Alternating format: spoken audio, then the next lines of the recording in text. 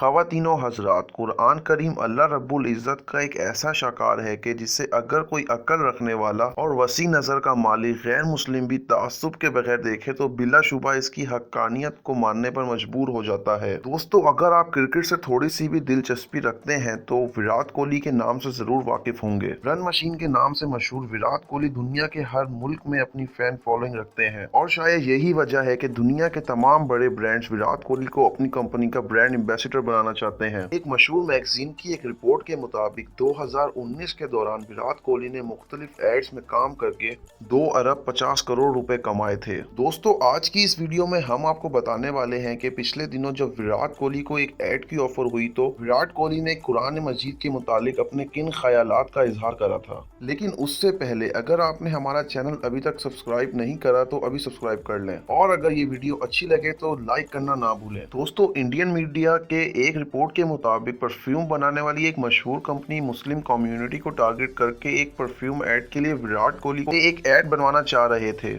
और उस ऐड की स्क्रिप्ट के मुताबिक विराट कोहली को एक अपने मुस्लिम दोस्त को कुरान मजीद का तोहफा देना था और उसके साथ साथ उस दोस्त को परफ्यूम भी लगाना था। दोस्तों, हैरानी की बात तो ये है कि इंतहाई भारी मुआवजे के बावजूद भी विराट कोहली ने ये ऐड करने से साफ इनकार कर दिया था। उनका मौकिफ ये था कि कुरान मजीद मुसलमानों की एक मुकद्दस किताब है जिसे सिर्फ पाक लोग ही छू सकते हैं। इसके अलावा परफ्यूम में अल्कोहल भी मौजूद होता है और अल्कोहल की मौजूदगी भी कुरानी तालीमात के बरअक्स है और वो ये ऐड करके मुस्लिम भाइयों की दिल आजारी नहीं करना चाहते थे। दोस्तों, मीडिया रिपोर्ट्स के मुताबिक परफ्यूम बनाने वाली कंपनी ने विराट कोहली का मुआवजा डबल कर दिया था, मगर विराट कोहली ने फिर भी ये ऐड करने से साफ इनकार कर दिया। और दोस्तों, जैसे ही ये खबर सोशल मीडिया पर वायरल हुई तो लोगों की तरफ से 2 अलग अलग राय सामने आई। कुछ लोगों का कहना था कि विराट कोहली ने कुरान पाक हाथ में ना पकड़कर हिंदुआना तासुब का इजहार करा है, जबकि बहुत से लोगों का ये कहना था कि उन्होंने बिल्कुल ठीक फैसला करा है। वो इस्लामी मालूमात से आगाह थे कि परफ्यूम में अल्कोहल मौजूद होती है और कुरान मजीद को किसी नापाक का छूना मुसलमानों को तकलीफ दे सकता है। बहरहाल, हम जानना चाहेंगे कि आप लोग इस हवाले से क्या राय रखते हैं, हमें कमेंट करके जरूर बताएं